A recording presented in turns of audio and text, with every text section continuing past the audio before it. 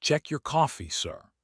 The boy's voice was so quiet that for a moment Edward Whitmore thought he had imagined it. He was standing by the tall window of his corner office on the 42nd floor, a porcelain cup halfway to his lips, looking out at the gray river bending around the city the way it had bent for 200 years. The cup smelled the way it always smelled on a Tuesday morning, dark roast with a thin curl of steam rising from the surface, and a small clean note of cardamom that his assistant added because his late mother had once added it to his coffee when he was a boy in Atlanta. Everything was exactly as it should be, and yet the boy was still standing there in the doorway with his hand resting against the frame, watching him with the kind of stillness that did not belong on a child. "What did you say?" Edward asked. He recognized the boy, or thought he did. The son of one of the cleaning staff, maybe 9 years old, maybe 10. He had passed him twice in the lobby in the past month, once on a Saturday when the boy had been sitting on a bench reading a paperback, and once on a Thursday when the boy had been waiting near the service elevator with a small backpack on his shoulders. Edward had never spoken to him. He had nodded once, the small polite nod he gave to people whose names he did not know, and the boy had nodded back. "Don't drink it, sir," the boy said, a little louder this time. "Please. Just don't drink it." Edward lowered the cup slowly. He was a man who had built a life on not reacting to surprises. He was the chairman of Whitmore Holdings, a private equity firm whose name appeared on 3 buildings in this city and on the financial pages of newspapers in 4 countries. He did not change his morning because a child appeared in his doorway. He did not change anything because of a feeling. He looked at the boy and tried to keep his voice steady and patient. "Son, how did you get up here?" The boy did not answer the question. His eyes were not the eyes of a child playing a game. They were the eyes of someone who had been waiting in a stairwell for the better part of an hour trying to decide whether to be brave. "The man who brought it," the boy said. "I saw him in the hallway outside the kitchen this morning. He was holding a small bottle in his hand. He poured something into a cup. Then he wiped the bottle with a napkin and put it in his pocket. Then he carried the cup down the hall to your office." Edward did not move. He felt his own heartbeat in a place he was not used to feeling it, somewhere low in his chest just under the bone. The cup in his hand was suddenly very warm. He set it down carefully on the small marble table beside the window. He did not let go of it. He simply set it down and left his fingers wrapped around the porcelain because he was not yet ready to step away from it. "Which man?" Edward said quietly. "What did he look like?" The boy thought about it. He did not rush. He had the kind of carefulness in his face that Edward had seen over the years only in people who had grown up understanding that the wrong word in the wrong room could end a conversation forever. "He was tall," the boy said. "He had dark hair combed back. He was wearing a gray suit, not a black one. He had a silver watch on his right wrist, not his left. And he wasn't wearing a name badge, but everybody else in that hallway was wearing one. That was the thing I noticed first. That's why I followed him." Edward closed his eyes for one long second. There were 43 people on this floor at any given hour, and he could have named perhaps 6 of them without looking at his calendar. He did not know who had brought the coffee this morning. He had not looked up when the cup was placed on his desk. He had been on a call with Singapore, and the small porcelain cup with its thin curl of steam had simply appeared next to his elbow at 8:14 the way it appeared every Tuesday for the past 9 years. He opened his eyes and looked at the boy. "What is your name?" he asked. The boy hesitated. Then he said, "Marcus." "Marcus," Edward repeated, the way a man repeats a name when he wants to fix it in a place inside his head where important things are kept. "Marcus, I want you to do something for me. I want you to step inside the office and close the door behind you, slowly. Don't run. Don't look back down the hallway. Just close the door and come stand by the window with me." The boy did exactly that. He pushed the heavy glass door shut with both hands, careful not to let it slam, and then he walked across the long stretch of pale carpet until he was standing beside the marble table where the cup of coffee sat untouched. Up close, Edward could see that the boy's shirt was a faded navy blue with a small tear near the bottom hem that someone had tried to mend with thread that did not quite match. His shoes were clean but scuffed at the toes. He smelled faintly of the lemon-scented soap they used in the building's restrooms, the kind in the metal dispensers near the sinks, and Edward understood without needing to ask that the boy had washed his hands carefully before coming up here because he had wanted to look presentable when he told a stranger that someone was trying to kill him. "Marcus," Edward said quietly, "I need you to tell me everything. Slowly. From the beginning. Don't skip anything." "When did you first see this man?" The boy took a small breath. His shoulders trembled once and then settled, the way a small bird settles on a branch after a long flight. "It was about an hour ago," he said. "Maybe a little more. My mom works in the cleaning crew on the 38th floor. I came up with her this morning because there's no school today and the babysitter canceled. She told me to sit in the break room and read my book and not bother anybody. I was reading. I was on chapter 6, and then I needed to use the bathroom, so I went out into the hallway and I took the wrong turn coming back. I ended up in the catering hallway, the one near the freight elevator where they bring up the coffee and the breakfast trays. Go on. That's where I saw him. He was standing by one of the steel carts, the ones with the silver lids on top. He had a cup in his hand, a white cup like that one." The boy nodded at the marble table without looking at the coffee directly. He had a small brown bottle in his other hand. It was about the size of a bottle of eye drops. He unscrewed the cap and he poured something into the cup. He was careful about it. He counted the drops. I saw his lips moving. He poured maybe 4 or 5 drops. Then he screwed the cap back on. Then he took a napkin from the cart and he wiped the bottle off and he put it inside his jacket pocket. The inside pocket on the left side. Edward did not move. He listened the way a man listens when he understands that the rest of his life is being decided in the next 2 minutes. And then he picked up the cup and he walked down the hallway toward the corner. There's a sign on the wall that says executive offices and an arrow that points that way. He followed the arrow. I followed him. I stayed back because I didn't want him to see me. He took the small private elevator at the end, the one that needs a card to use. He had a card. He swiped it and the door opened and he got in. The door closed before I could see what floor he pressed. "What did you do then?" "I went back to the break room. I sat down. I tried to read my book again, but I kept thinking about the bottle. I kept thinking, why would a man put drops in a coffee and then wipe the bottle and hide it? People don't do that with sugar. People don't do that with milk. People don't hide their hands when they're doing something that's allowed." The boy looked up at Edward. His eyes were steady. "My mom always says if something doesn't look right, it's because it isn't right, so I got up. I asked the security man at the front desk on 38 what floor the executive offices were on. He said 42. He said the chairman's office. He said your name. Then I took the stairs." Edward looked at him for a long moment. "You took the stairs," he said quietly, "from 38 to 42 by yourself?" "Yes, sir. I didn't want to use the elevator because I thought he might be on it." The boy paused. "I'm sorry it took me so long to get here. I had to stop twice on the landings. I was breathing hard. I didn't want to come in here breathing hard because I didn't want you to think I was lying." Edward Whitmore, who had not cried in front of another person in 26 years, felt something move sharply behind his eyes. He did not let it show. He had built a career on not letting things show. He simply nodded once slowly and looked away toward the window so that the boy would not see whatever was in his face.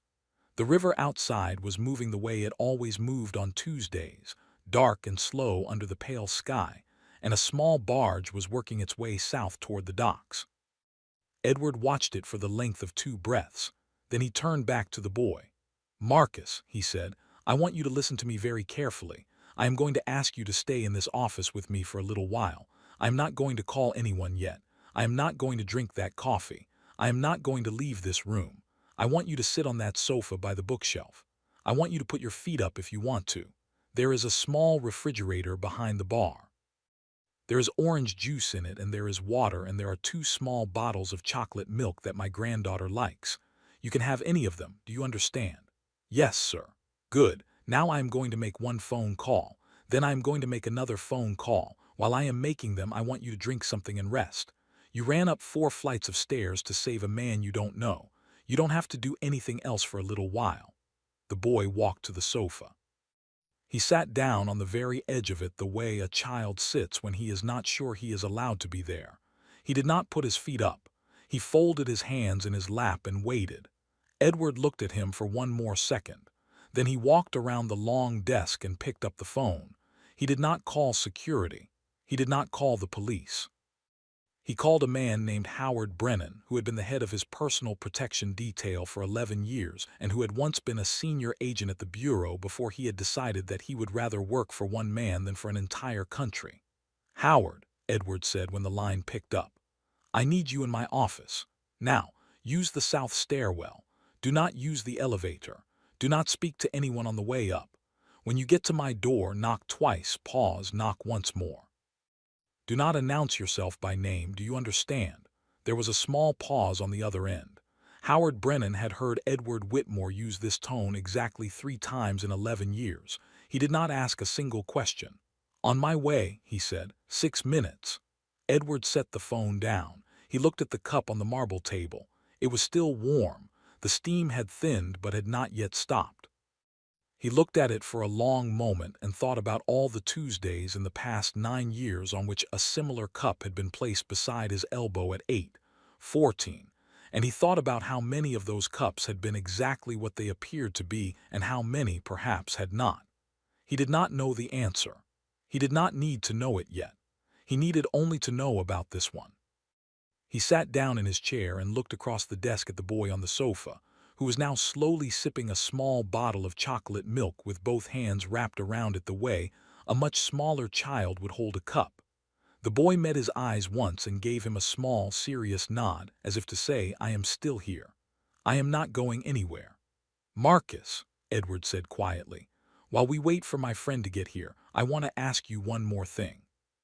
The man you saw in the catering hallway, the one with the bottle, did you see his face clearly enough to recognize him again? If I showed you a photograph, could you tell me whether it was him?" The boy thought about it carefully. He did not rush. "Yes, sir," he said. "I think so. I saw his face from the side when he was pouring the drops, and I saw it from the front for about 2 seconds when he turned around. He didn't see me because I was standing behind one of the catering carts. But I saw him. He had a small mark on the side of his jaw near his ear, like a scar but not deep, more like a line, and his eyebrows were dark but his hair had some gray in it, mostly near the temples. And he was wearing a watch that wasn't like the ones the catering staff wear. It was thicker. It had a black face." Edward nodded slowly. He picked up a pen and wrote 3 lines on a small notepad. He did not show the notepad to the boy. He simply wrote, "Gray suit. Right wrist watch, black face. Scar near jaw, hair graying at temples, catering hallway, 38th floor." He looked at the boy again. "Marcus, do you know what I do for a living? My mom says you own buildings. That is part of it. I also own a company that owns other companies. About 17 of them. They make different things. Some make medicine, some make machines, some build houses. And inside all of those companies, there are people who like me and people who do not like me. There are people who would be glad if I lived a long time, and there are people who would be glad if I did not." He paused. "I am telling you this because I want you to understand that what you saw this morning is probably not random. The man in the hallway did not choose me by accident. Someone sent him."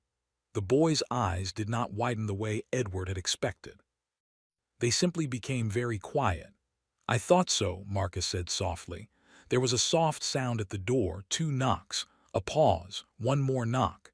Edward stood and crossed the carpet quickly, unlocked the door and stepped back. Howard Brennan came into the room without speaking, closed the door behind him and locked it himself. He was a broad-shouldered man in his late 50s with close-cropped silver hair and the kind of calm in his face that did not change whether he was ordering breakfast or pulling a man out of a burning car. He had done both in the past year. His eyes went first to Edward, then to the cup on the marble table, then to the boy on the sofa. He did not ask.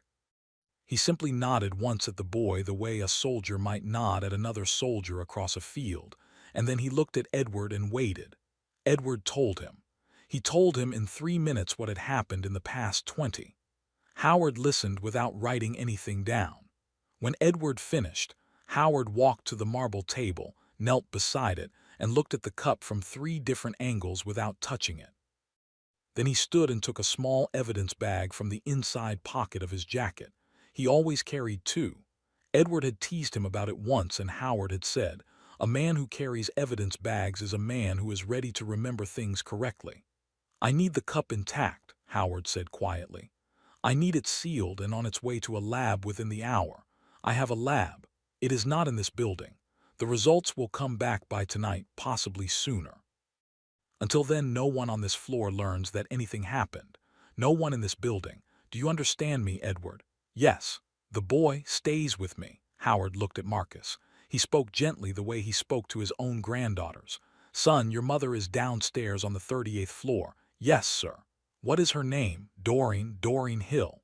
"Thank you. I'm going to send someone quietly to let her know that you are safe and that you are with Mr. Whitmore. She is not going to be told why.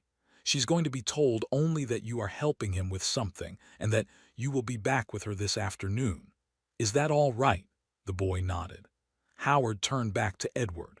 "I'm going to walk the catering hallway myself in about 12 minutes. I want it to look ordinary. I want the cameras pulled before I get there so that whoever is watching the feed does not see me looking too carefully at the wrong cart. Give me 30 minutes for the first pass, then we will talk about what to do next." "Howard." "Yes, find the man with the scar." Howard met his eyes. "I will." He picked up the cup with a gloved hand, slid it carefully into the evidence bag, sealed it, and walked out the way he had come. The door clicked softly behind him.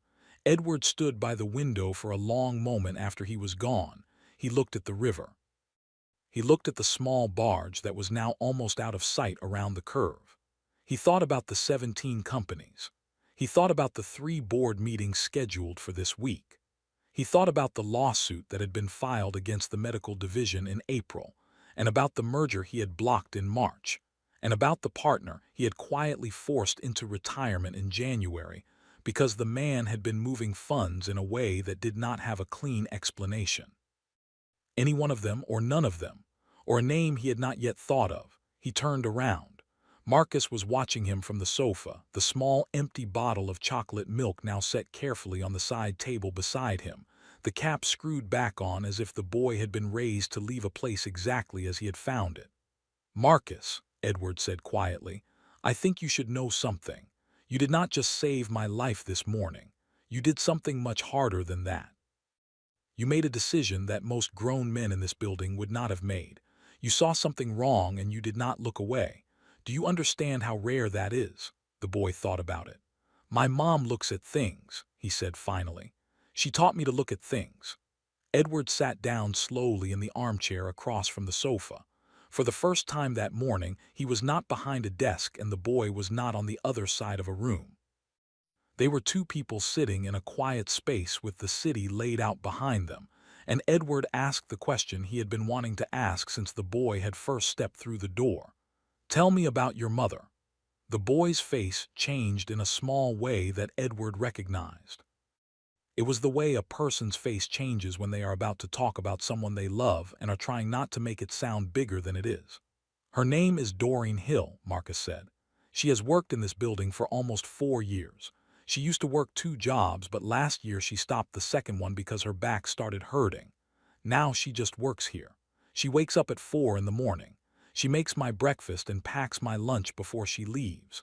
She comes home at 6. She makes dinner. She helps me with my homework. She reads with me before bed. On Sundays we go to church and then we go to the library." "Where is your father?" The boy looked down at his hands. "He died when I was 4. He was a bus driver. He had a heart attack while he was driving. He pulled the bus over and parked it and made sure all the passengers were okay before he called for help. The doctors said if he hadn't pulled over he might have lived. But he didn't want anyone to get hurt." The boy paused. "My mom keeps a picture of him on the wall by the kitchen. She talks to it sometimes." Edward did not say anything for a moment. He was thinking about the kind of woman who would raise a boy like this on the wages of a cleaning crew shift, who would teach him to look at things, who would send him into the world with the conviction that doing right was its own reward even when it cost you. He was thinking that he had walked past her in the lobby 100 times without knowing her name. "Marcus," he said, "when this is over, your mother and I are going to have a conversation. The boy looked up quickly. There was a flash of something in his face that was not quite fear but was close to it. "She didn't do anything wrong, sir." "No, no, that is not what I mean." Edward leaned forward slightly. "I mean that I owe her something. I owe her something for raising the kind of boy who walked into my office this morning. I do not yet know what that something is. I will figure it out, but she is going to know my name the way I now know hers." The boy thought about that. Then he nodded once, and his shoulders settled the small fraction that they had been holding tight. There was a soft buzz from the desk. Edward stood and picked up the phone. It was Howard, and his voice was low and quick. "Edward, I am in the catering hallway now. There are 2 carts here that match what the boy described. I have located the camera feed from this morning between 7:30 and 8:10. There is a 6-minute gap in the recording. The system says it was a routine refresh. It was not. Someone pulled the feed manually and re-uploaded a loop. They were sloppy. The same pigeon flies past the window 3 times in 2 minutes. I have the original somewhere on the backup server and I am pulling it now." "How long?" 40 minutes for the footage. The lab is faster. I should have a preliminary on the cup within the hour." "Howard, the camera pull, that means someone in the building." "Yes." "Someone with access to the security system." "Yes." A small silence on the line. "Edward," Howard said quietly, "there are only 9 people in this building who have that level of access. You are one of them. I am another. That leaves 7. Edward closed his eyes for one long second. "Get me the list," he said, "and get me the footage." He set the phone down and looked across the room at the boy. "Marcus, I need to make one more call. After that I am going to have lunch brought up to this office. You are going to eat something hot. Then I am going to ask you to look at some photographs and tell me whether any of the faces are the man you saw." "Yes, sir." Edward picked up the phone again and dialed a number that was not in any contact list and was not written in any place that could be searched. It was a number he had memorized in 1998 and had used perhaps 11 times since. The line picked up on the second ring. "It's Edward. I need a quiet sweep of my building. I need it done within 4 hours. I'm not calling the authorities yet. I want to know what I am dealing with before I decide what to do about it. Send people who can come in as maintenance. Send people who will not ask questions of my staff. I want eyes on every floor by 2 o'clock this afternoon." He listened for a moment. Then he said, "Thank you, Daniel," and he hung up. He did not explain the call to the boy. The boy did not ask. They sat together in the quiet office and waited. 43 minutes later, Howard came back. He came up the south stairwell again. He knocked the same pattern. Edward let him in and locked the door behind him. Howard walked to the desk, set down a slim laptop and opened it without speaking. Then he turned the screen toward Edward and Marcus and pressed play. The footage was grainy in the way that internal security footage always was, but the man was clearly visible. He was standing beside a stainless steel cart in a narrow hallway. He was tall. He was wearing a gray suit. His hair was dark with gray at the temples. He took a small brown bottle from his inside left pocket. He unscrewed the cap. He poured carefully, counting under his breath, into a white porcelain cup. He screwed the cap back on. He wiped the bottle with a napkin. He put the bottle back into his pocket. He picked up the cup and walked out of frame in the direction of the executive elevator. The whole thing took 91 seconds. Edward watched it twice. The second time, he watched the man's face when he turned his head briefly toward something off camera, perhaps a sound, perhaps the door of the freight elevator opening. The man's face was visible for 2 full seconds. There was a small scar along the right side of his jaw, just below the ear. "That's him," Marcus said quietly from beside the chair. "That is him," Howard said. "His name is Vincent Marsh. He has worked in this building for 14 months. He came in through a third-party staffing contract for executive catering. His background check was clean. It was also, I now know, fabricated. The references on his application are real companies. The phone numbers on his application route to a single answering service in Delaware that was set up 6 weeks before he applied. I have the records. They will not hold up to a serious look. They were never meant to. Who is he really? I am working on that. The face is not in any database I can access in the next hour. I will know more tonight. What I do know is that he is not in the building right now. He left through the South Service entrance at 8:22 this morning, 8 minutes after the cup was delivered to your office. He has not come back. His phone is off.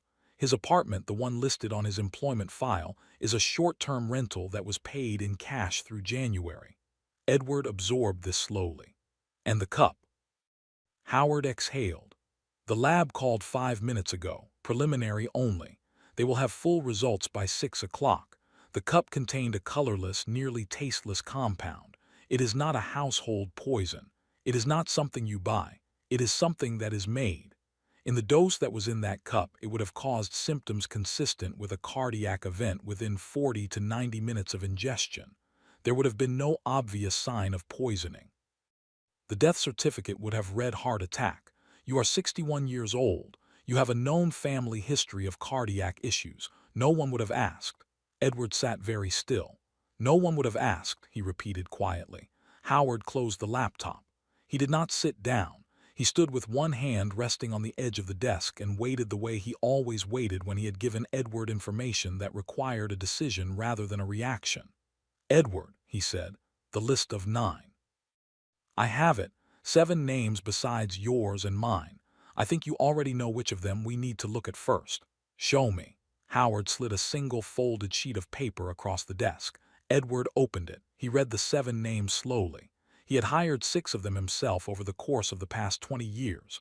The 7th he had inherited when he had acquired the building in 2014. He knew their wives.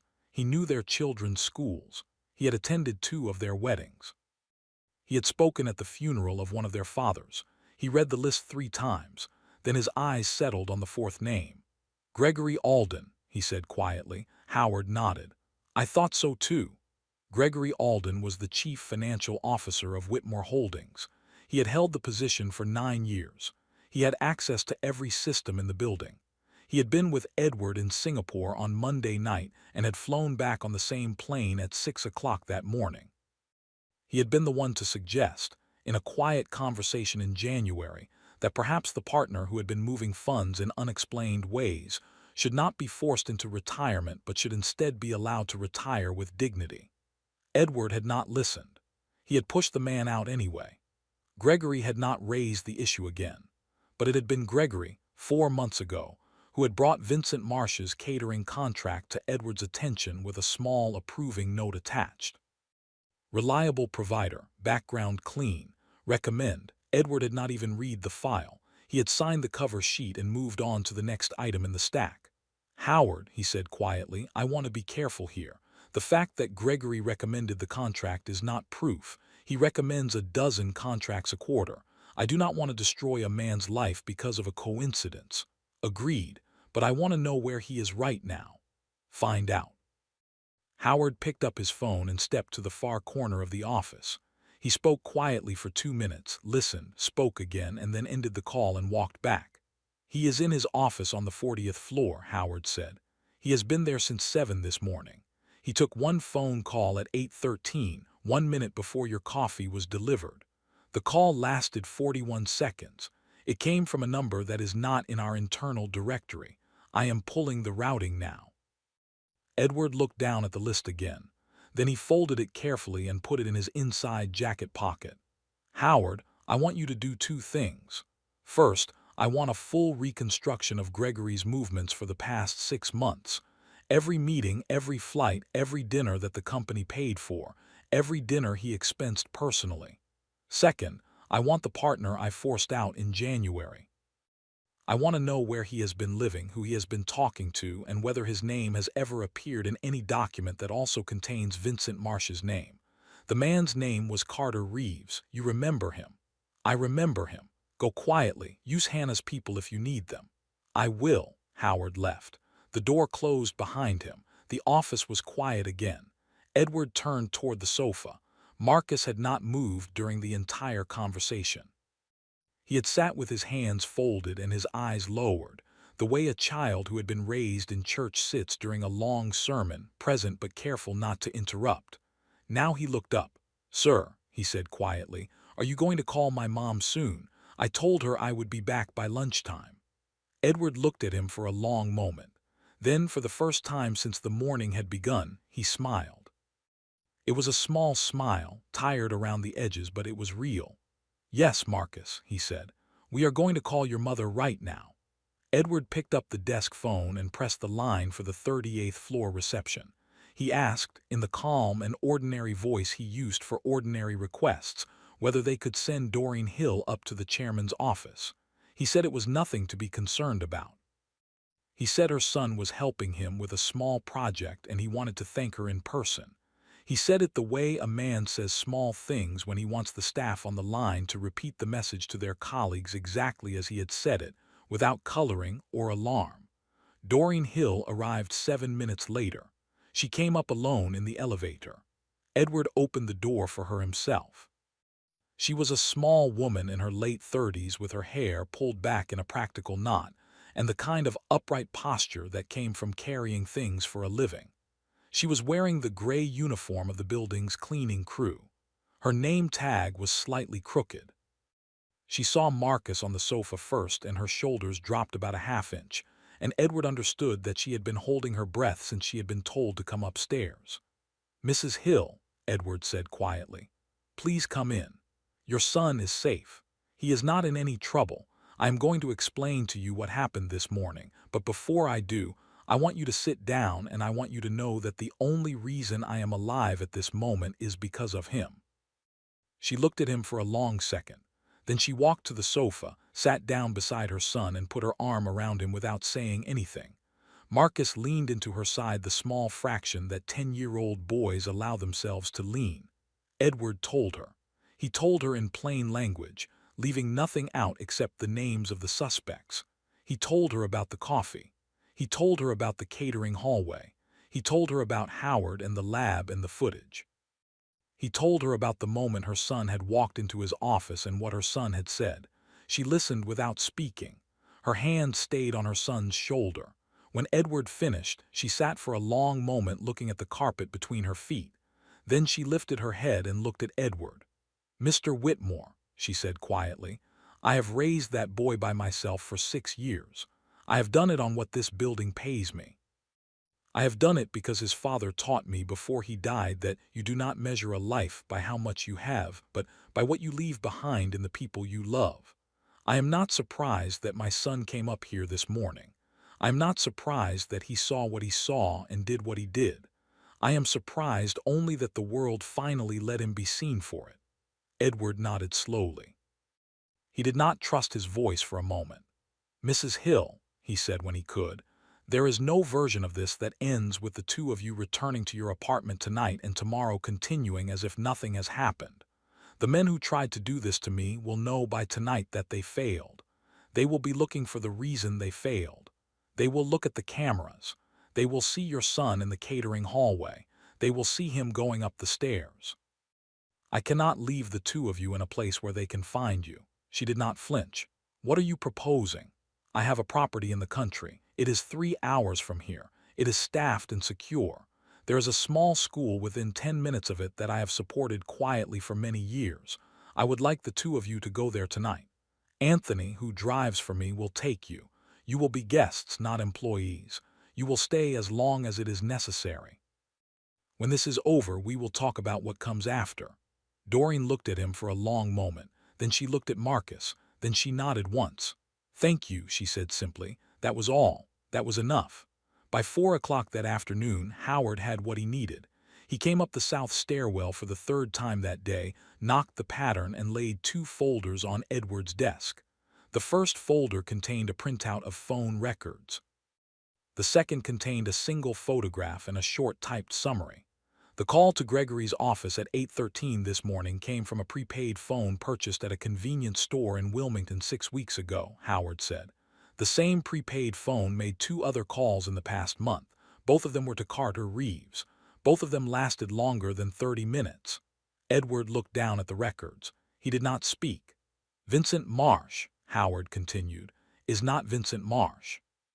His real name is Victor Marston. He spent 11 years in private security in 3 different countries. He left the last position under circumstances that were not made public, but that were serious enough to end his career on that continent. He came back to the United States 2 years ago. He has been available for hire, quietly, for the right price. He has been associated with two suspicious deaths that were never formally investigated. He is, in plain language, the kind of man you bring in when you want a problem to look like an accident. And Gregory, Howard exhaled slowly.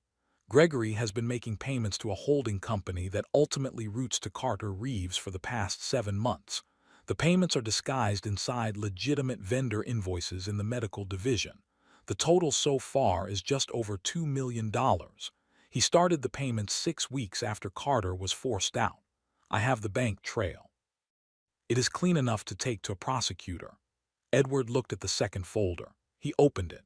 The photograph inside showed Gregory Alden, his chief financial officer of 9 years, the man who had stood beside him at the funeral of Edward's wife in 2019, sitting at a corner table in a small restaurant in Wilmington with Carter Reeves and Victor Marston.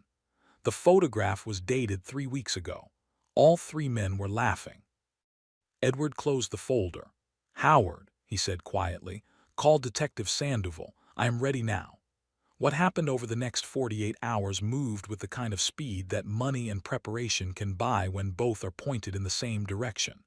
Gregory Alden was arrested in his own office on the 40th floor at 6:15 that evening. He did not resist.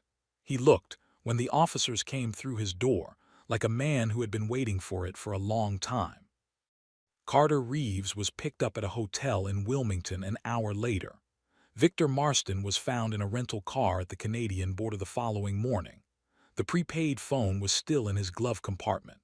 The charges were read on the steps of the courthouse 3 days later: conspiracy to commit murder, attempted murder, hearing of an assassin, wire fraud, embezzlement, identity fraud. The lab results from the cup of coffee were entered into evidence. The security footage was entered into evidence. The testimony of a 10-year-old boy named Marcus Hill, who had walked 4 flights of stairs to tell a stranger that something did not look right, became the cornerstone of the prosecution. Edward did not attend most of the proceedings. He had been there once at the arraignment, and that had been enough. He had seen Gregory's face across the courtroom, and Gregory had not looked at him. And Edward had understood that whatever conversation he might have wanted to have with the man he had trusted for 9 years was a conversation that would never happen now. Some doors close in a single morning and cannot be opened again. In the weeks that followed, Edward's life rearranged itself in the small and large ways that lives do after they have been almost ended and given back. He restructured the executive leadership of Whitmore Holdings.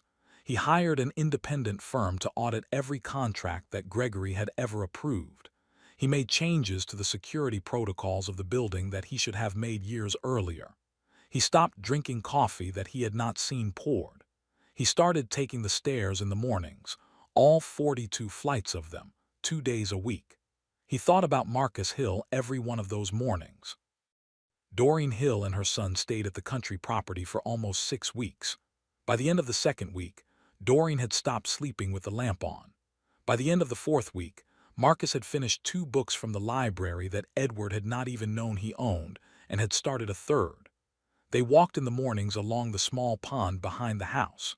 They ate dinner at a long oak table in a kitchen that had not seen regular use in 12 years. The housekeeper at the property, a quiet older woman named Catherine who had worked for Edward since before his wife had died, told him on the phone one evening that the place had not felt like a home in a very long time, and that it felt like one again. Edward drove out to see them every Sunday. On the 6th Sunday, he sat with Doreen on the small porch that looked over the pond while Marcus practiced casting a fishing line that he had received as a gift from Anthony 2 weeks earlier. The afternoon was warm, the water was still. Edward had brought a folder with him. He set it on the small table between their chairs and did not open it for a long time. "Mrs. Hill," he said eventually, "I have been thinking about what I owe you. I have been thinking about it for 6 weeks. I do not believe I can pay it. I do not believe there is a number that would be the correct number, but there are some things I can do, and I would like your permission to do them." She looked at him. She did not pick up the folder. She waited. "I would like to pay for Marcus's education from this point until he no longer wants to be in school, whatever school he chooses, whatever subject he chooses. I would like to establish a trust in his name that does not depend on me being alive to administer it. I would like to offer you a position in my company, in any role that interests you at any salary you name, with the understanding that you can also choose not to take the position and instead simply allow me to make sure that the two of you never again wake up in the morning worrying about whether the rent will be paid on time. She was quiet for a long moment. She looked out at her son by the pond. "Mr. Whitmore," she said finally, "I do not need your money. I have never needed anyone's money. I have needed only enough to keep my son fed and warm and in school, and I have always managed that. So I am not going to take the position and I am not going to take the salary." She paused. "But I will let you pay for his school, because that is for him and not for me. And I will accept the trust because his father would have wanted him to have something his father could not provide. And I will accept your Sundays for as long as you want to bring them."